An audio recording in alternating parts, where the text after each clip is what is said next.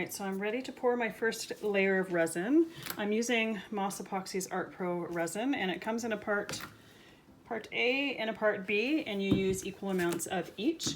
If you Google Moss Epoxy's calculator, you can find a calculator to figure out exactly how much you're going to need for your space. You're just going to need to measure it and then say how thick you want it. So I've already done that, and it needed 4 ounces of resin, so 2 ounces of each part. I've got it mixed. I've mixed it for my 3 minutes.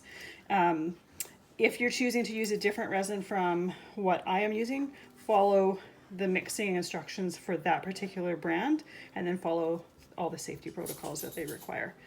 And I've got that done right now, so let's pour the first layer. It's got lots of bubbles in it. I've got a heat gun to my side here that I will be using to remove all of the bubbles. And I typically will, you know, for the first half an hour to an hour, just depends on the progress or whatever, I will regularly come back and remove any bubbles that have risen to the surface. I'm going to use my mixing spatula here to help move my resin around. I want to make sure it goes all the way to the edge.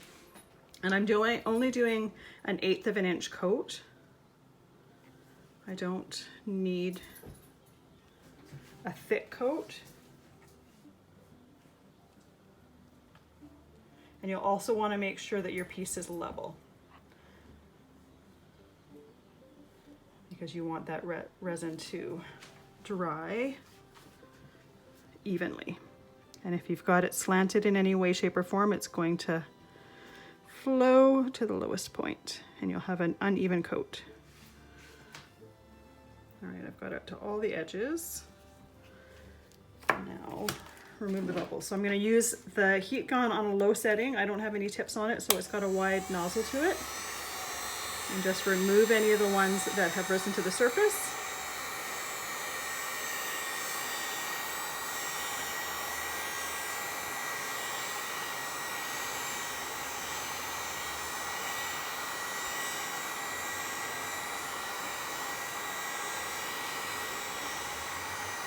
So I've got them all for now, but there's still going to be bubbles in there that will continue to rise. So like I said, for about the first half an hour, I will come back every 5-10 minutes or so to remove any of the bubbles. At that point, if I'm still seeing bubbles, I'll keep coming back. If I don't really have any bubbles to pop, then I will leave it as is. I also have just an old lid from a container that I'm going to put over it to protect it from any dust. Now for this particular project, we're going to keep layering resin, so some of the layers, if some dust happens to fall in there, it's not a big deal because we're going to put another layer on, but it's a good practice to be covering your work to protect it from dust, especially when we come to the final layer of this one here. So this needs to sit, I usually let it sit for a whole day.